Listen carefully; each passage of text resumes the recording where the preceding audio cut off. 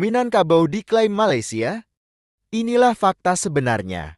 Pada acara National Costume Show, Miss Cosmo tahun 2024, 19 September, perwakilan Malaysia menggunakan kostum ciri khas Minangkabau dan diklaim dari Negeri Sembilan. Bagaimana hal ini bisa terjadi? Yuk disimak.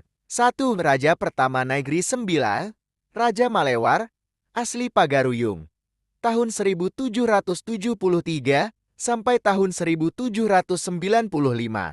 2. Sistem pemerintahan Negeri Sembilan, menganut adat Datok Perpatih Pagaruyung. 3. Warna Panji Marawa Minangkabau identik dengan bendera Negeri Sembilan.